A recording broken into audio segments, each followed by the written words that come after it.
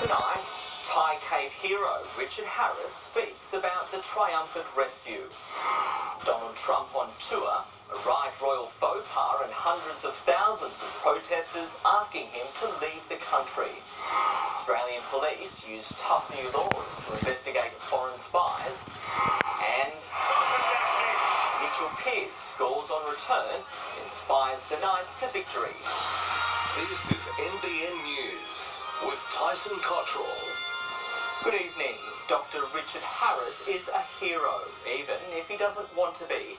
And tonight we hear from him for the first time. The Australian has spoken of the fear and the joy of leading the Thai cave rescue mission that saved 13 young lives and gripped the world.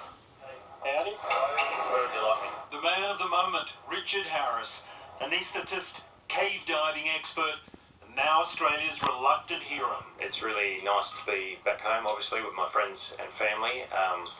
Pretty amazing experience for us all last week, being involved with this rescue. Some moments of significant fear, I have to say, and then a great result and some really joyous moments to finish, making some true friends and colleagues, new colleagues and acquaintances over there. With his dive partner, Craig Challen, Harry, as he's known, swam all the way with the boys on every one of the 3 rescue dives.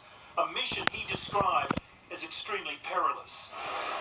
On his way home, he posted on Facebook, "While we might have become the face of this rescue for some reason, everyone should know that the role we played was no more or less important than all the many hundreds, perhaps thousands of people." He paid tribute to the first divers on the scene. He called them the British Awesome Foursome. And there was a special mention to the Thai divers. All this time, 4 brave Navy SEALs sat with the wild boars, knowing they were in as much danger as the kids. And through it all, he was coping with the grief of his father's death. Sadly, obviously, my father died at the end of the rescue, which was a bit of a bittersweet moment, and that's why I've been very grateful for everyone respecting my privacy while I'm dealing with that with my family and just trying to get back to normal life as fast as possible. Before he left, Richard Harris was able to visit the boys in hospital. One of the British divers said the boys had found his bouncy Australian accent relaxing and reassuring. For his part in it all, Harry Harris said he was just lucky to have some skills to contribute to what he called a wonderful outcome. Thanks, guys. Mark Burrows, NBN News. 13 smiling faces. The soccer team's brave recovery is clear as the boys and their coach chat and laugh in their hospital beds. The boys who spent more than a fortnight in darkness now looking bright, happy, triumphant, grateful. Thank you so much. One by one they have spoken from their hospital beds, describing what foods they miss and thanking everyone who helped them. This boy has drawn a picture of the now world-famous Wild Boars soccer team. At the front, their coach, who also addressed the camera. "I feel much better now," he said. "I can eat normal food. Thank you to the doctors and divers." The British divers who first found the boys 10 days after they became stuck have spoken of their relief that the boys are okay, but refused to bask in any glory. Is it a rescue dream of doing what was enough? Never happened. So what I've dreamt doing. The father of one of the boys has given an insight into what went wrong in the first place. Dom told us they wanted to visit the cave for just an hour. When they were inside, they had no idea it was raining outside. After an hour, when they wanted to leave, the water level was rising. They ran further inside the cave to escape from the water. The region's chief officer, speaking with 9 News, says it's too early to know how the coach allowed it to happen. We can't answer this question. Why did the coach take the kids inside the cave? The cave has a sign warning it will shut down for the monsoon season from July 1st. Unfortunately, the kids went in on June 23, 7 days earlier. Well, this is the entrance to the cave. As we can see, it remains blocked off. It's likely to be blocked off for quite some time. Over the last 2.5 weeks, this whole area has taken an absolute battering, but as we can see, the clean-up has now begun. These people are all volunteers. They've been here since early this morning. They'll be back again tomorrow. It's estimated around 3,000 are involved, some of them children. So many people here. Why have they all come out to do that? Well, I think the factor is about love. love one another, our fellow human beings. Reporter Ben Avery is in Chiang Rai with the latest on when the boys will be released from hospital. Well, it's now looking almost certain that that will happen this Thursday. The Thai Health Minister held a press conference earlier today where he said that the boys have now been checked over both physically and mentally, and it does appear that they've been given the tick of approval. Their blood test results that went off to Bangkok, they're also back, and they have cleared them of any serious infection. So for the first time, that isolation period has now been lifted, and for the first time in nearly 3 weeks, they've received that hug from Mum and Dad. Donald Trump had his royal moment today, the US President meeting the Queen for the first time.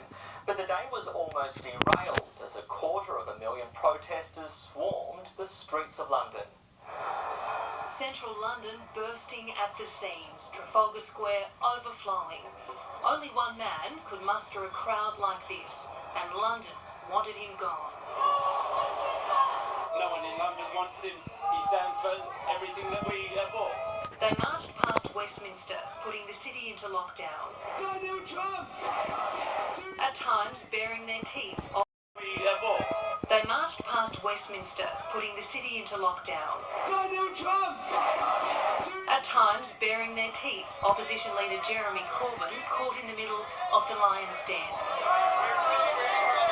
He's not the first US president to spark protests on British soil, and while there are some pockets of pro-Trump supporters in this city, today they are well and truly outnumbered by people who oppose Donald Trump's views, his policies and his behaviour. As contempt raged through the city, 60 minutes away in Windsor, Her Majesty waited patiently. When they finally shook hands, Donald Trump was for once subdued by the airs and graces of a true class act, restrained by the realisation that in this castle, this kingdom, he's second fiddle. As the Star-Spangled Banner thundered across Windsor, both Donald and Melania walked a tricky tightrope of diplomacy and royal protocol. At times, Donald was one step ahead, a royal no-no, and then an abrupt stop. Trump blocking the Queen, the royal walking around, pointing the way, and giving the president a hurry-up as they continued to inspect the honour guard. Despite that, the meeting seemed to be a success.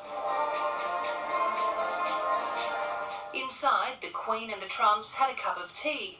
It was a moment Donald and Melania had been looking forward to most. But it almost didn't happen. Trump's tabloid dust-up threatening to overshadow the day.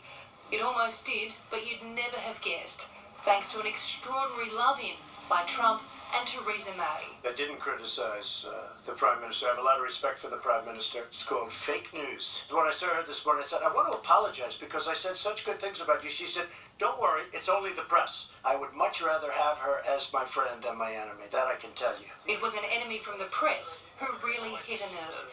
CNN is fake news. I don't take questions from CNN. John Roberts of Fox. Let's go to a real network. John, well, we're a real network too, sir.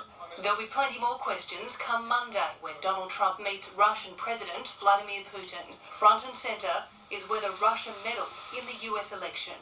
I don't think you'll have any, gee, I did it, you got me. There won't be a Perry Mason here, I don't think, but you never know what happens, right? Tonight, Trump is in Scotland getting ready for that summit.